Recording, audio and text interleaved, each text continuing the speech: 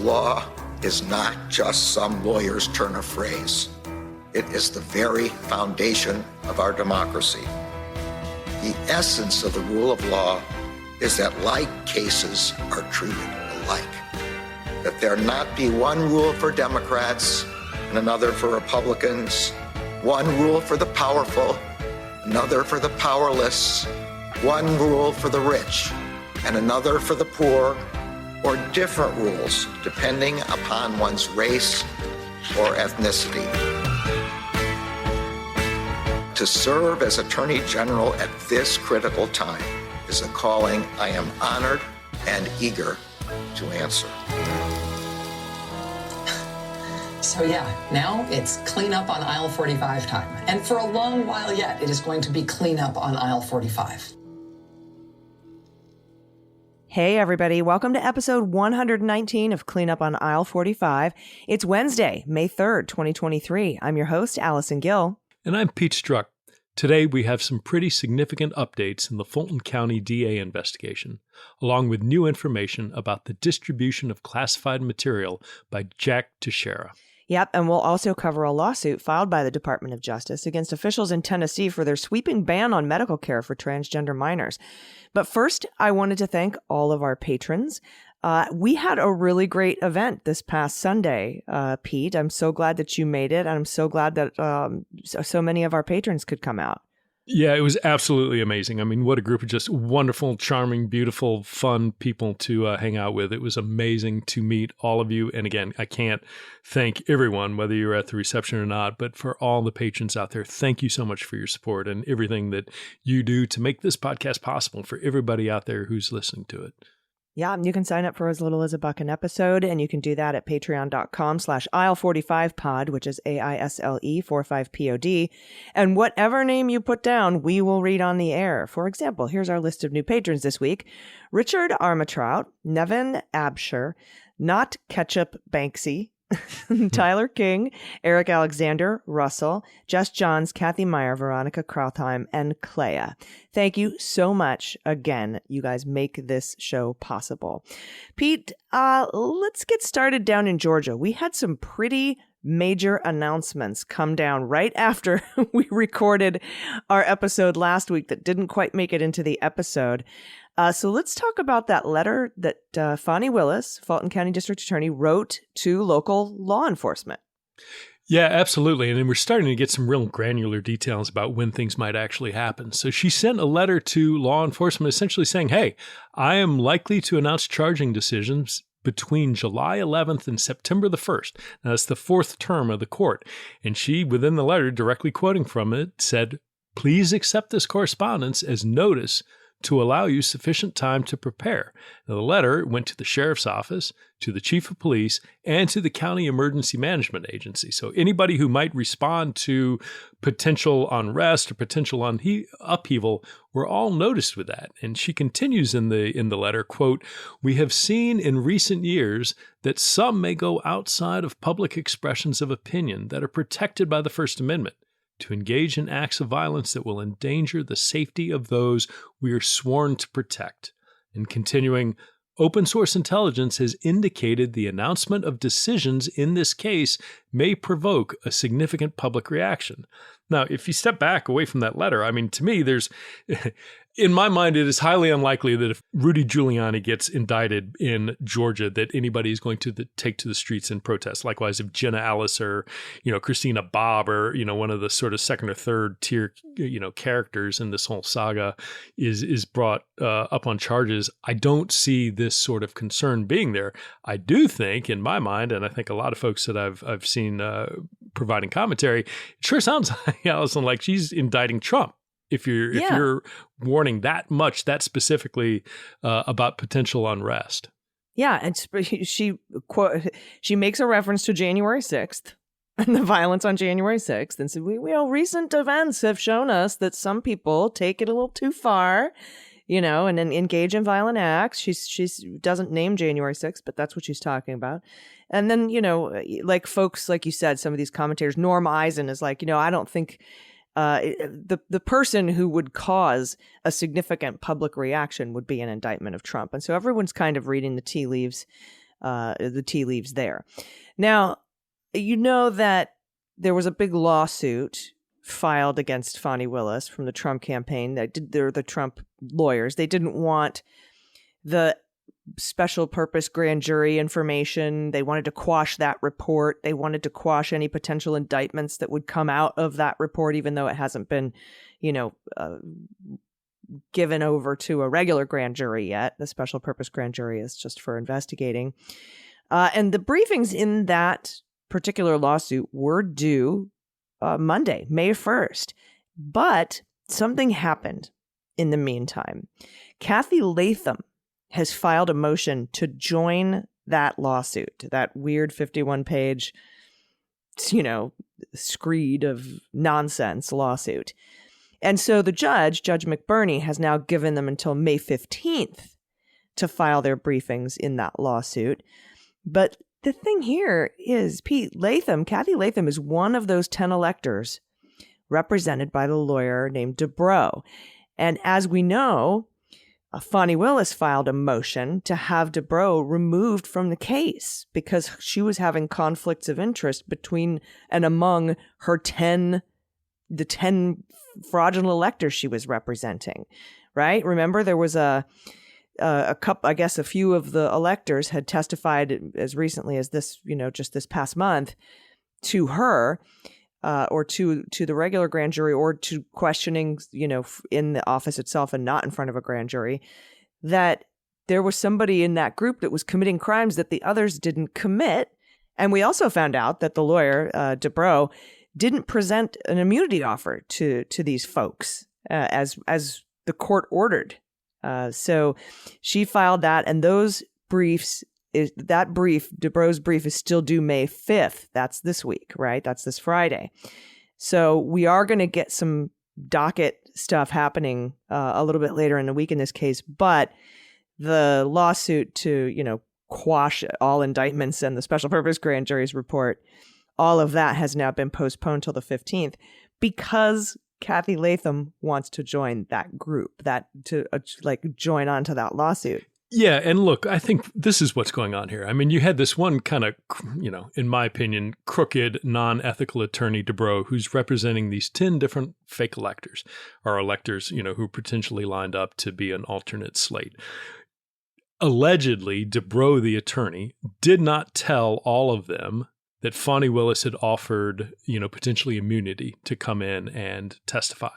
And so there's a real issue for Dubrow, the attorney, because she, I think, didn't do Dubrow, he or she, didn't do their ethical duty in terms of representing their clients. Fani Willis found out about that. And then you saw Willis move to say, hey, look, Dubrow should be removed from any of these cases. Clearly has, apparently breached some ethical standards. And furthermore, it stands to reason that Willis would be reaching out to some of these electors who didn't know that they had the option to potentially have immunity and start engaging in those talks saying, hey, look, you didn't hear about it then, you're hearing about it now. Do you want to come in and essentially, cut a deal and spill the beans on the rest? In my opinion, what Kathy Latham is doing in this filing to join the Trump lawsuit she just basically raised her hand and said, it's me. Yeah, no. It's like, oh, fuck, I didn't get my immunity agreement in on time, so therefore I want to join and get it all thrown out. So in my mind, this is not something where... I think she's the one that did the crime that the others hadn't done. That's what my personal opinion here is, because Kathy Latham was one of the people that was involved in breaching the Coffee County voting machine.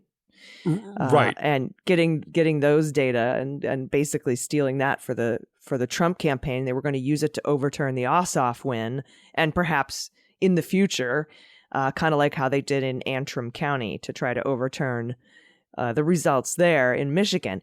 I think she's basically this joining the lawsuit is like, yep, I'm the one they're talking about that did the crime that no one else participated in. I'm not getting an immunity deal, so I'm going to join on to Trump's lawsuit. I mean, she just sort of basically, she didn't explicitly confess, but this is what it feels like to me. No, I agree. And I mean, that's something for, all our listeners out there. You will, I am nearly certain, remember Coffee County. You will hear that again. I think that is absolutely going to be a very critical component of whatever Fani Willis eventually brings charge-wise.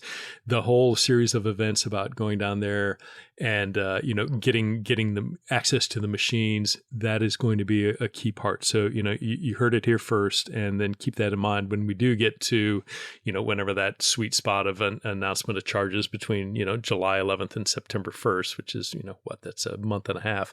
I think you're going to hear a lot more about Coffee County. And Allison, one more thing when I'm thinking about like people who might provide or who might show up to engage in non-legal protest, I'm reminded of the fact it came out within the past month or two that when Mike Flynn was brought in to testify, that they had essentially, before he arrived, brought dogs through the courthouse and the grand jury area to sweep for potential explosives. And there are potentially some folks, we chuckle about Jen, Alice, or Rudy, and nobody could give a shit about, whether or not they're indicted.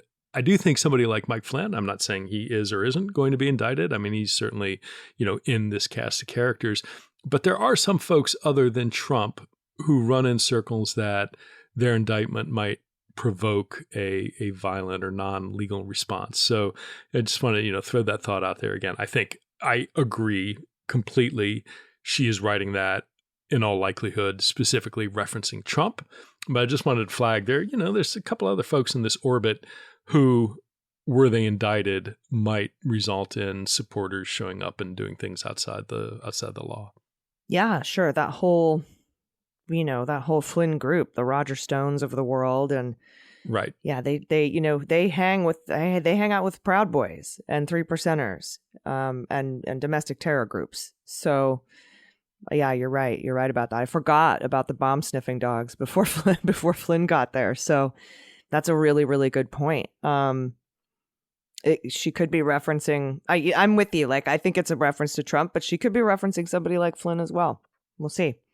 We'll know sometime between July 11th and September 1st. That's right. We'll figure out if we need to, enlist or somehow get like a Fulton County stand-up booth to interview the man and woman on the street as these things are announced. Absolutely. I personally wouldn't want to be down there during that time, but that's a little sporty, maybe. You feeling lucky? All right, I want to ask you a little bit about something we discussed in the bonus episode for patrons at the $2 level. We do bonus episodes on the weekend for you, a full episode, and we talked a little bit about Jack Teixeira and some news that's come out in that case. This is the guy who was arrested for leaking the classified information. But we do have to take a really quick break, but we will discuss all that on the other side. So stay with us.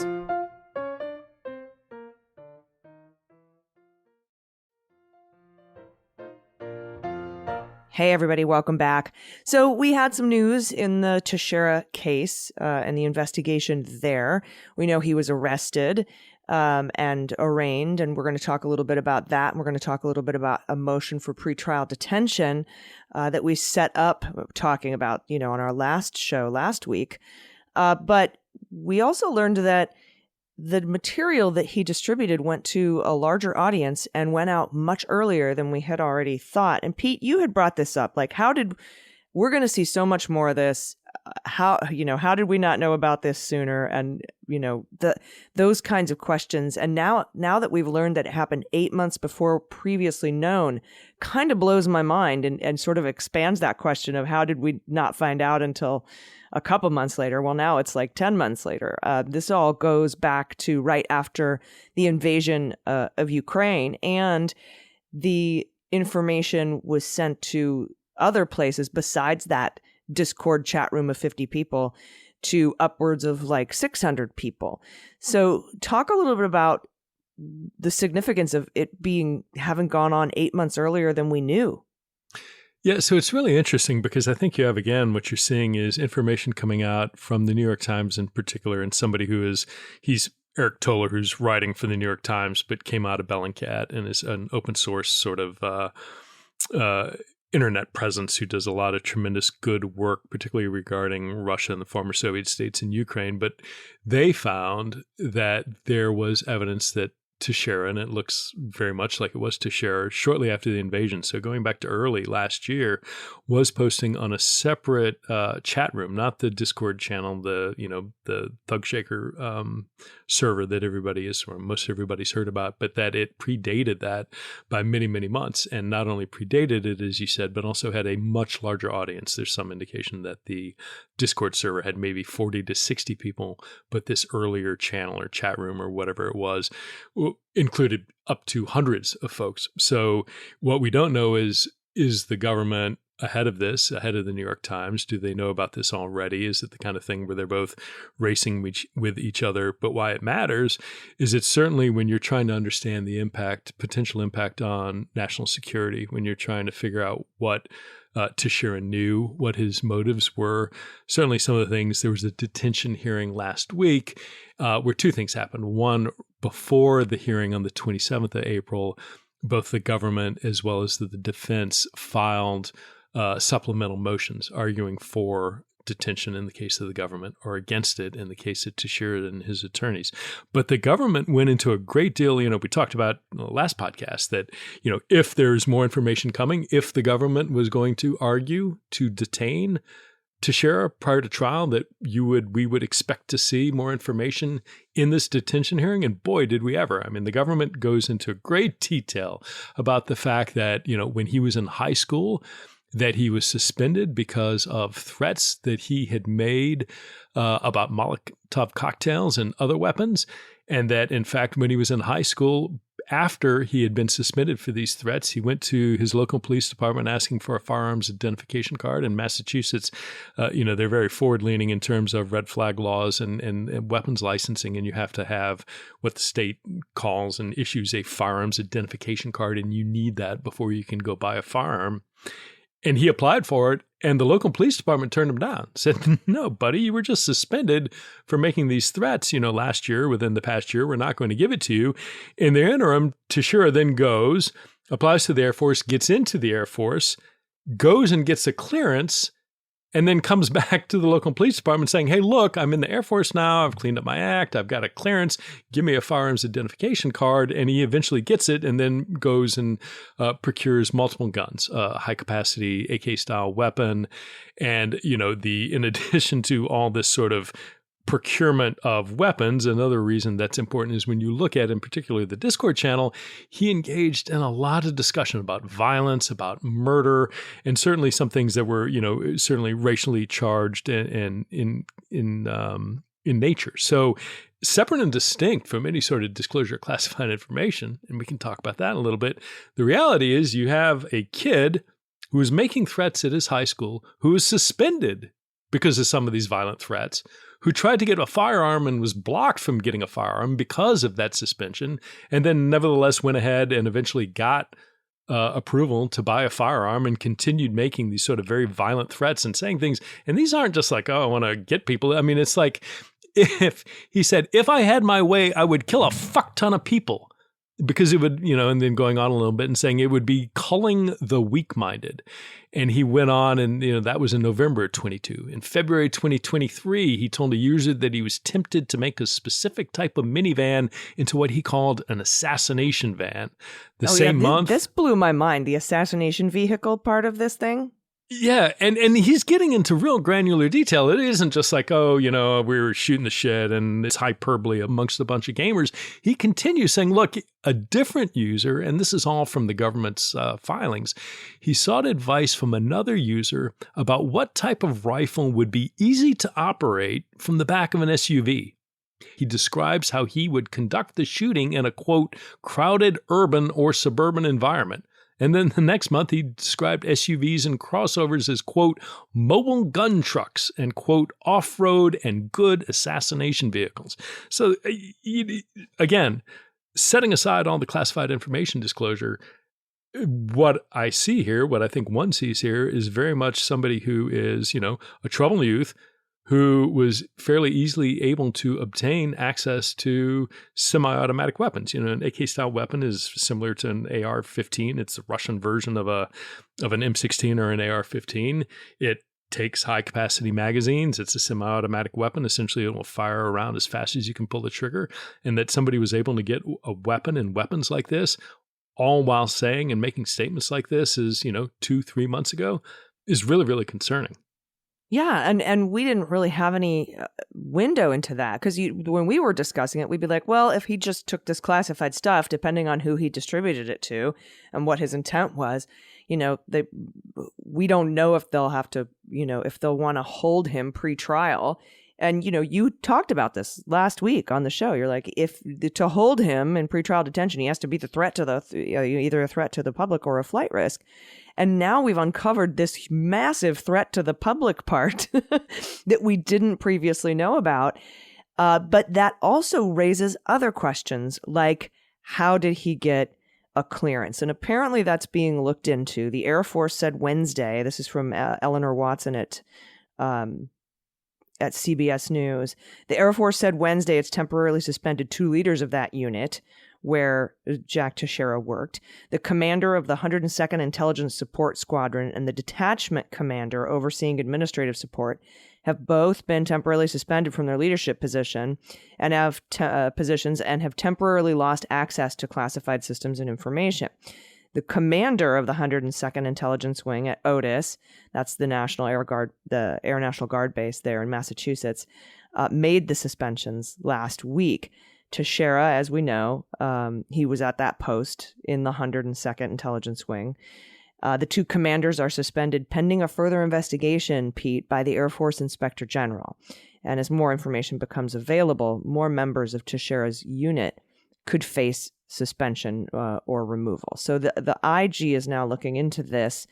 And they didn't really specify whether they're just looking into how the clearances were handled or if they, there's just, how they do these broad level investigations. They're just looking for whatever and anything that they can find to explain what happened and how it happened and how to prevent it from happening again.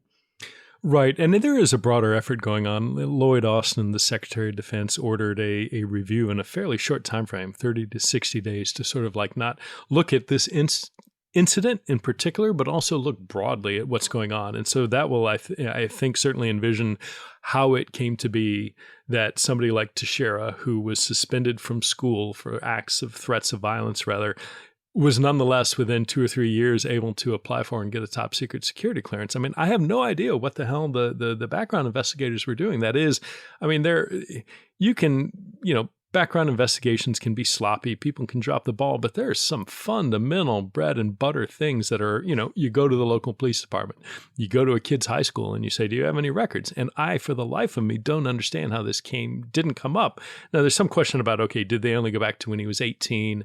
And if he made these threats when he was 16, I still don't understand how a police check wouldn't show this in the context of that background investigation. Now, if you step back and go up to the 35,000-foot level where the Secretary of Defense sits, he's got to be, or I certainly hope he is, but I imagine he's very concerned about, one, look at what Teixeira did, but how many other Teixeiras are out there? Right?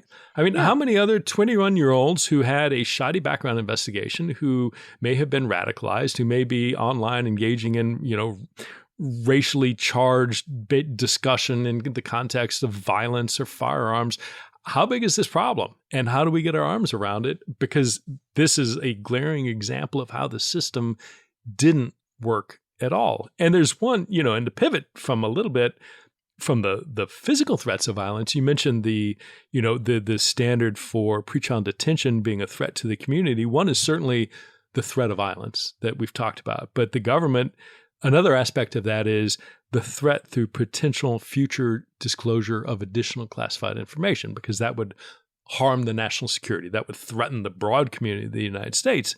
And the government, in fact, argues that. They argue both of those in the pretrial detention. They say, look, he had weapons. He's made all these, threats up to, a few months ago, and he has potentially additional classified information. He's attempted to obstruct our investigation by destroying his Xbox, by destroying his tablet, by destroying a laptop, and he may have additional information that is classified that he could still disclose and still harm the community. And so they lay all that out.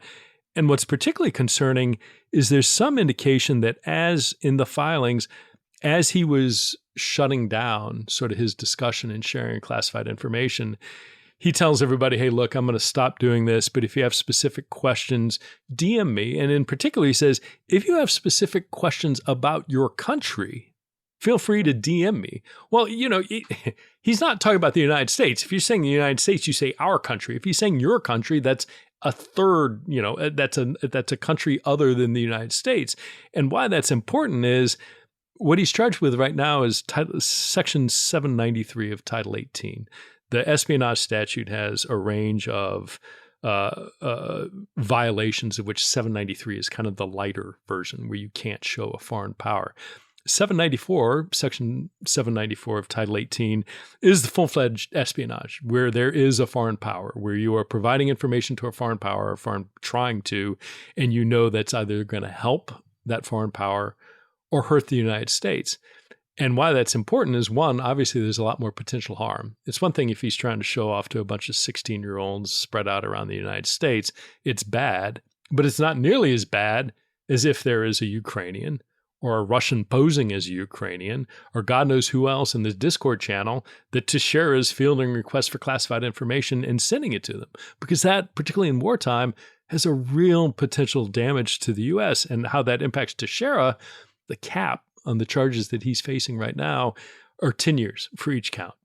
But when you go to 794, when you have the involvement of a foreign power, that all of a sudden kicks the violation up to potentially life in prison or even execution, a capital offense, if the information you disclose leads to the killing of a human source. So, I don't think there's any indication that was triggered, but certainly in terms of Teixeira's potential legal exposure and what he might be looking at jail term-wise, if they can show any sort of foreign contact and back and forth, or even let alone disclosures, his exposure just went way, way, way up. Yeah, and I mean, who knows whether it'll reach that capital punishment thing or not. I mean, because I didn't have any idea about the assassination vehicles and the Molotov cocktails. So there's just going to be a lot more, I think, that comes out from this investigation as time goes on. But yeah, I'm also more interested in the cleanup, how we fix this going forward. And we're going to keep on that because, in 2017, I think the NDAA wanted to move background checks from the Office of Personnel Management over to the DOD. And then by executive order in 2019, then President Trump ordered that move. And it was, the background checks were moved from the Office of Personnel Management, where they'd been forever, over to the Department of Defense. Now, the main infrastructure and the contracting that did the actual work didn't change much. It was just who had the oversight there, who became the Papa agency for that. But I don't necessarily think the answer is to move it back to OPM. I think there needs to be some sort of a real deep dive by DOD IG and an overhaul of the background check. We've got 700,000 people in the queue. I mean, it's like it really needs long overdue for some cleanup. And I know that we're definitely going to keep an eye on that. What comes out of the SecDef's commission on to come up with ideas. I personally think it should be its own agency under the Office of the Director of National Intelligence. That's just where I would put it, and give it its own agency, but not cabinet level or anything, but be under the ODNI. That's what I would do, since that's who gets, who does most of the background checks are people in the intelligence community. So that's something that definitely needs to be investigated and fixed.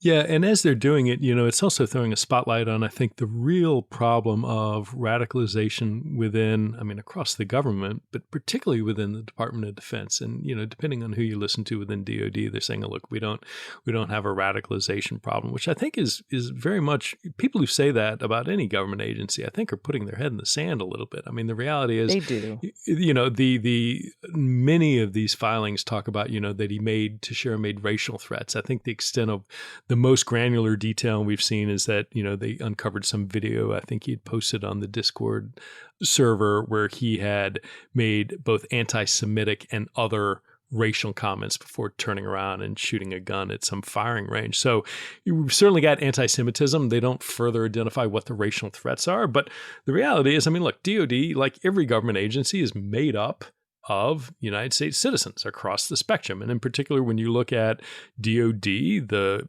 vast majority of the junior enlisted ranks are folks coming out of high school, not exclusively, but largely you get high school grads from across America, and not usually, what they aren't typically are well-educated, upper middle class kids graduating college who decide after graduating college they're going to enlist and become a private in the Army or the Marine Corps. Typically, these are folks graduating from high school, again, all across America, entering the armed services.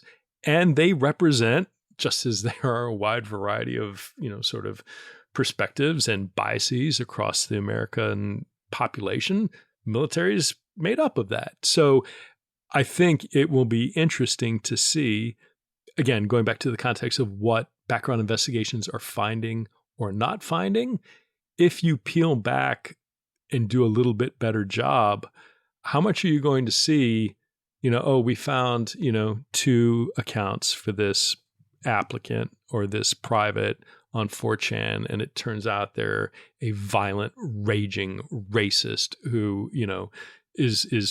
are making all kinds of horrible anti-Semitic or anti-Black or whatever hateful group, that suddenly those things become apparent. And come on, I made a podcast and I got kicked out of the government. Come on. Yeah, clearly. Well, right. But I mean, yes, it was offensive. It was solely because of your one target of saying this is not a very reasonable democratic individual. Trump, it's like, right. Yeah. If you wanted to talk about the, LGBTQ or, just anything about, the trans grooming going on, that would probably have flown just fine had you had that as your topic. But by God, you take on Trump and you got to get your ass thrown out. Yeah. That is, I have some personal experience with that. But you can't find this guy posting videos, making anti-Semitic remarks at target practice. Okay. Yeah, that just needs a second look in my for sure. I mean, look, the clearance process is broken. It is not. It should catch the most glaring, blatant, horrible things. But the reality is, it is not done super well. There are all kinds of holes. It's in radical need of reform. I'm certain this is not a like standalone one-off issue. Jack Teixeira, is the one and only problem out there. I think this is indicative of a very large problem. I think anybody who has worked on security clearance issues, whether they're conducting them, whether they're doing investigations about how and why they did or didn't work, it is full of knowledge about the fact that the process is not nearly as good as it could be. And to fix it, frankly, is going to take money. It's going to take attention and money. Yeah. And both of those, in a governmental setting can be tough. But I think, Teixeira is showing us why we've got to spend that time and money, because the cost of failure is just too great. Yeah, and it's not just the background check and the clearance stuff. It's the entrance into the military, those exams, those psych evals, how did this get missed there, and the recruitment and how we do that. Yeah, it just all needs to be looked at, and I'm hoping that this will trigger that, and we'll cover it here on the show as it unfolds, not only the case, but what we're going to do to fix it, fix the problem. So we're going to take another quick break. We'll be right back. We have a lawsuit to talk about and some more E. Jean Carroll testimony today. So stick around. We'll be right back.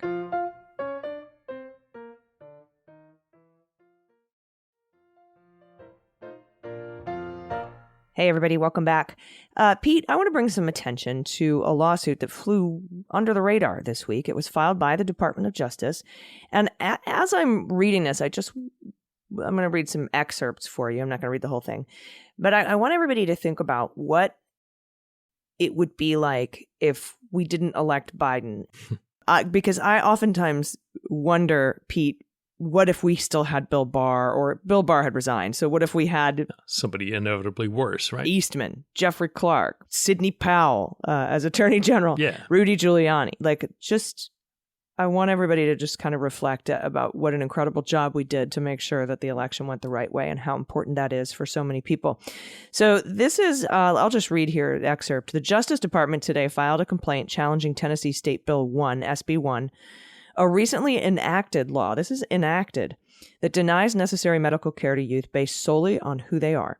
The complaint alleges that SB 1's ban on providing certain medically necessary care to transgender minors violates the 14th Amendment's Equal Protection Clause. The department is also asking the court to issue an immediate order to prevent the law from going into effect July 1st of this year.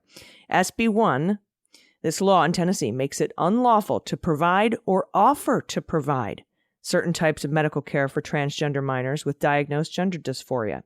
SB 1's blanket ban prohibits potential treatment options that have been recommended by major medical associations for consideration in limited circumstances in accordance with established and comprehensive guidelines and standards of care. By denying only transgender youth access to these forms of medically necessary care while allowing non-transgender minors to access the same or similar procedures, SB 1 discriminates against transgender youth. The department's complaint alleges that SB 1 violates the Equal Protection Clause by discriminating on the basis of both sex and transgender status. Doctors, parents, and anyone else who provides or offers to provide the prohibited care faces the possibility of civil suits for 30 years and other sanctions. So this is a very important lawsuit against a pretty cut and dry example of a violation of the 14th Amendment's Equal Protection Clause, to me, in my eyes. Yeah, and the point you started with is absolutely the critical point here. I mean, elections have consequences. There's nothing mandating DOJ to file this lawsuit. There's nothing mandating that DOJ engage in any way, shape, or form with the mifepristone litigation. They are engaging, great, absolutely as they should, to protect the right to the various forms of healthcare that they wouldn't, quite frankly, would the second Trump administration be here with us today. So it absolutely, I think, is the case that this good work, this necessary work, is sadly enough quite voluntary in nature when it comes to, sort of the discretion of DOJ. And it's always like, people talk about like, well, the guardrails of the Department of Justice and the guardrails of the institution. Don't overvalue those guardrails, because the reality of the matter is things like this lawsuit going against SB 1 are not a given. They're there because you've got President Biden in the White House. That is there because you've got Merrick Garland as the Attorney General. In a different scenario, under a different administration, you likely wouldn't have seen this complaint at all. So again, it is in the category of things probably people take for granted. Don't be fooled for a second that under a different administration, we wouldn't be talking about this at all. We'd be talking about the sort of the cascading implementation of various state laws that are just wiping out, access to all kinds of access to healthcare across the board to any sort of minority groups that are, out of favor with the Republican majority. So I think you're absolutely right. I'm glad they're doing it, and we'll see how it goes. But usually, DOJ is going to bring a very well-reasoned, very well-researched set of legal briefs to the matter, and we'll see how it plays out in court. Yeah, we'll let you know if there's going to be a stay granted. They've asked for that emergency stay, pending that's litigation, which is exactly what happened in the mifepristone suit. If it weren't for us electing Joe Biden and this attorney general deciding to ask for a stay, pending appeal on that, we might not have access to mifepristone. And so just something to think about when we talk about cleanup on aisle 45. This is the kind of stuff we mean, that we are able to now have a Department of Justice that takes these discretionary steps to help protect our rights. So we will keep you informed as to how that filing plays out. So also today in court, Pete, more cross-examination of E. Jean Carroll by Tacopina. But before the day even started, we got a letter, which turned into a motion, that was denied by Judge Kaplan. And this was Trump's lawyer trying to have Judge Kaplan declare a mistrial because basically they're sad that every single objection that Robbie Kaplan, the side E. Jean's lawyers bring up, gets sustained. And the judge sort of interjected when talking about the literary reference that, E. Jean made and having to explain the joke to Joey Taco Pants and how it's just been very unfair. But, make no mistake, this was a motion. Well, first of all, to get these issues, what they see as issues on the record in case they lose and they want to appeal, and then they've got a record. But this was basically a press release in hopes that a juror who's not supposed to read this stuff maybe reads it and maybe has a little sympathy for poor Joey Taco Pants. Yeah, and I think it is, again, at the end of the day, whether it's wise or not, I don't know that it ultimately is going to hurt Trump and his legal position in this lawsuit. I mean, the judge is already, has seen through a lot of the nonsense of what Tacopina is doing and has, sort of counseled him in the courtroom outside the presence of the jury, and certainly in some of the objections that have been raised and sustained that, some of the behavior is inappropriate, including when he warned Tacopina to, you best get a hold of your client and put a lid on some of these sort of outrageous statements that Trump and young Eric were putting out on social media, which might be construed as threatening, members of the process. But so I don't know that this is going to make the judge's opinion worse, but it's certainly, I agree with you. I mean, this is targeted at one, potentially could a juror read it, but certainly Donald Trump is going to read it as he's, I guess, off in Scotland and, furthering his little, alleged money laundering, golf course over there that never seems to turn a profit. Do we have an extradition treaty with Scotland? I don't know. Scotland and Ireland, is he's like, fleeing back in the 1700s, going to flee to France or something on a boat in the middle of the night. I don't know. But so, it will clearly make Trump happy, and I'm certain Trump will truth about it or, talk about it somehow. But, at the end of the day, it's not going to go anywhere. The judge already turned it down. The judge will almost certainly, when he's giving jury instructions, when the case is concluded, before it goes to the jury, it's almost standard that the judge will include an instruction to the jury that, look, if I said anything or presented the appearance that would seem to favor one side or the other, that was not my intention, and disregard anything if you thought I was. So, this is not going to get anywhere. It certainly does put it on the record if they decide to appeal. They've made a record of it and, would presumably reference that in the course of any appeal. But it just, this whole thing, I cannot admire enough the strength of E. Jean Carroll to be on the stand and all the just, days now of just aggressive cross-examination of what she did and didn't do, and expected behavior in the face of sexual assault and rape, and why she did one thing and why she didn't do another thing and why she said one thing. I mean, it is this is gut-wrenching testimony and an extraordinary example of why so many rapes are unreported, because who the fuck wants to go through what she's going through on the stand? And so, it's gross, it's horrible.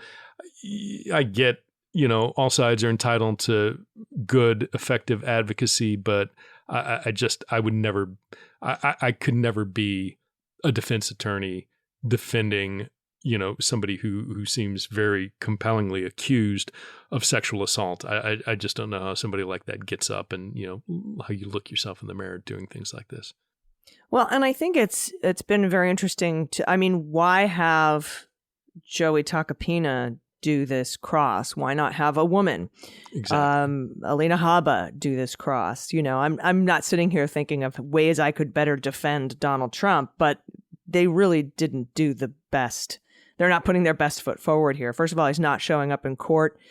That can have a negative inference drawn there. And second of all, it's just this attack dog. And today was mostly like, yeah, but you've been happy and, look, here's an email. There was an email from Kathy Griffin about a watch party with some friends. By the way, I went to that watch party.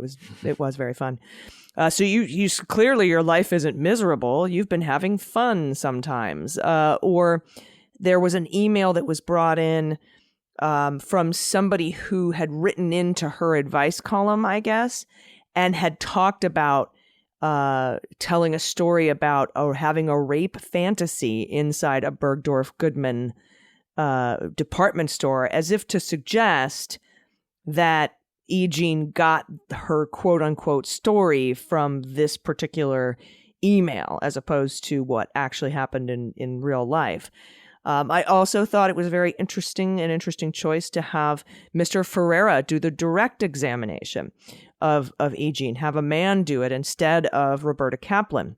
I thought that was a very wise choice, and I'm sure that was planned out in advance, and there was a lot of strategy involved in that decision as well. But today, mostly outside of that filing, outside of that motion that was denied by the judge for a mistrial, it was all just like, your life seems great, and you love status, and you like to be famous, and you like to tell stories to get people's attention, and maybe you just made this up because you read it in in an email from somebody writing in to talk to you, etc.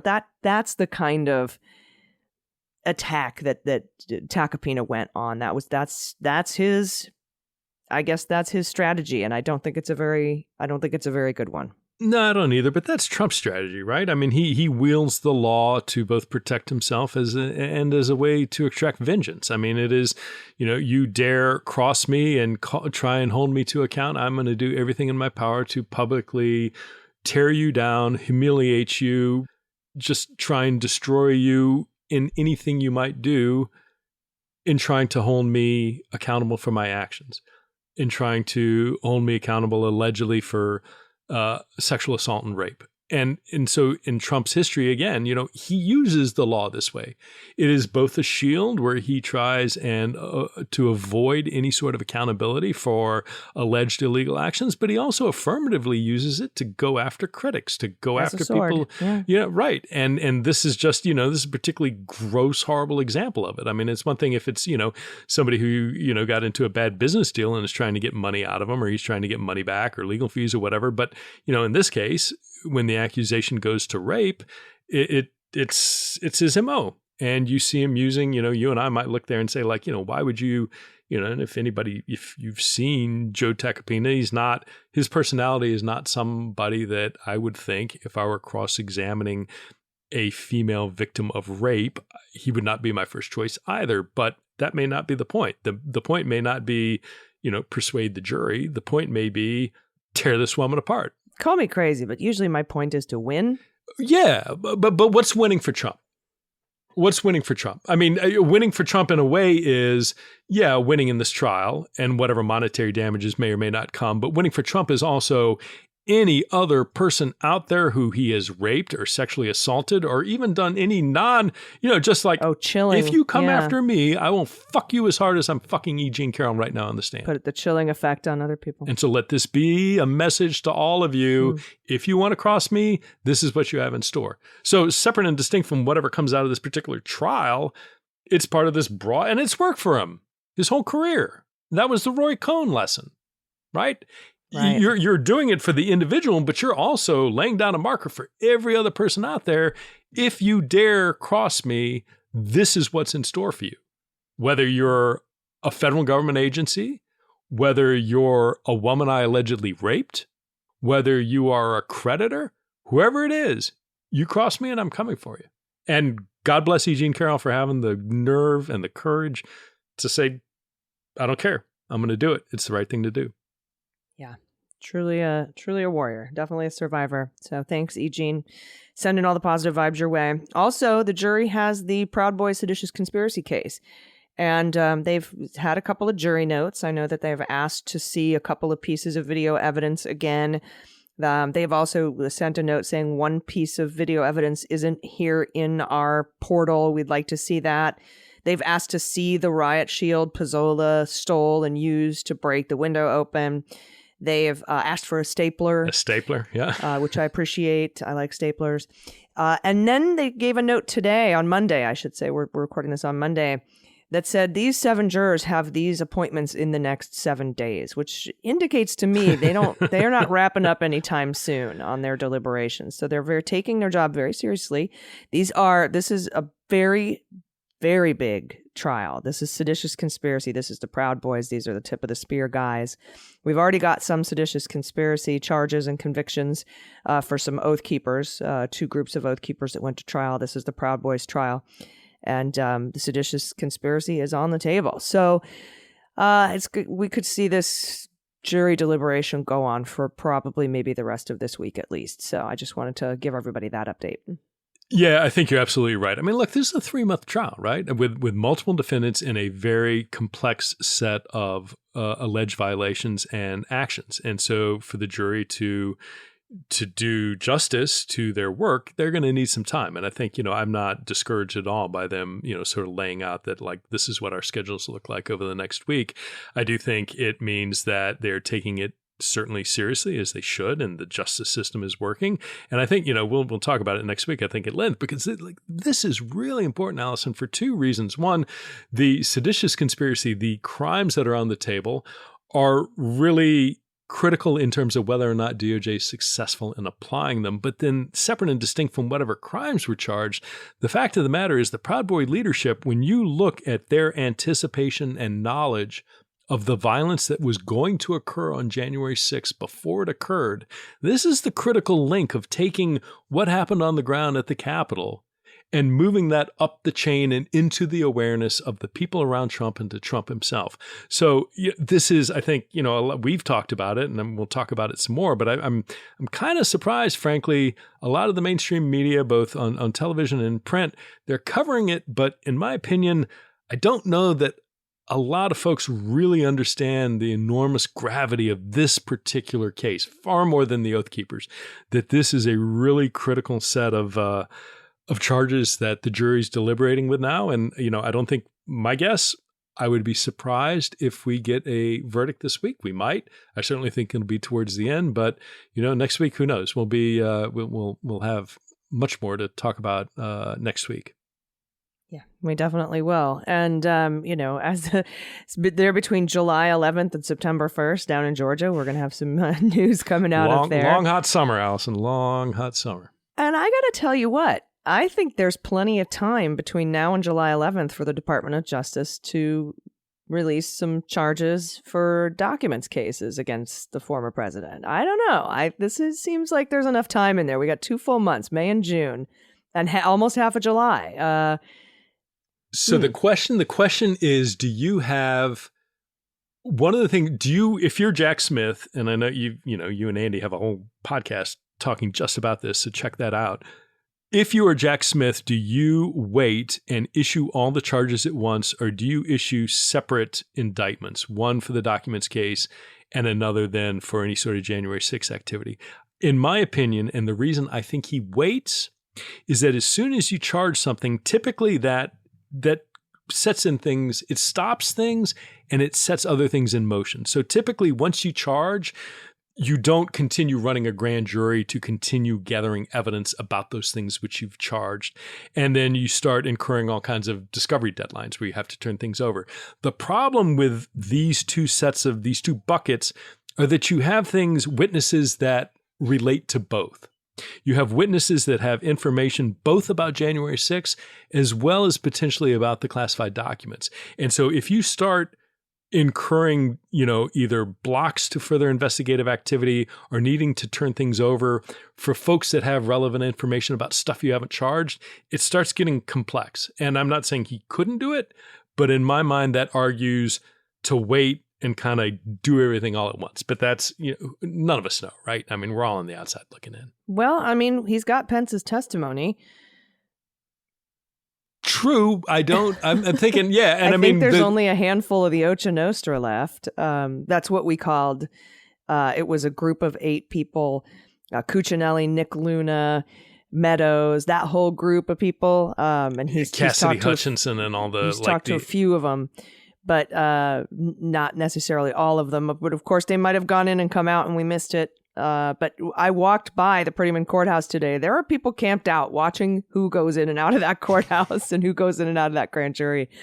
But 2.5 months is a long time. I've been saying for a year and a half now that I imagine charges for January 6th would come down. I said if they came down in April of 2023, that would be fast, is I believe the way that I put it. And so now we're just past that now. We're headed into the summer. And a lot of folks have said in public reporting that it looks like he might be wrapping up by the summer. Jack Smith, we'll see. But now it's just with this delay of the Fani Willis investigation. And to be fair, it's a very necessary delay to sort this out with Dubrow and the lawyers and get immunity deals to the right people and get that further testimony before you present your case to the regular grand jury for indictment. So that just puts a whole nother little spin on the I guess the timeline for these indictments. So we'll see how it all shakes out. Yeah, absolutely. Again, no shortage of things to talk about through the summer here coming up. So next definitely. week, hopefully some movement on the Proud Boys. We'll see. Yep, we'll report it then. Everybody, until next week, I've been Allison Gill. And I'm Pete Strzok. We'll see you next time. Cleanup on Aisle 45 is written, researched, and produced by Allison Gill, with editing by Molly Hockey. Our art and logo design are by Joelle Reeder and Moxie Design Studios, and our music is composed and performed by Adam Orr. Cleanup on Aisle 45 is a proud member of the MSW Media Network, a collection of creator-owned podcasts dedicated to news, politics, and justice. For more information, visit mswmedia.com.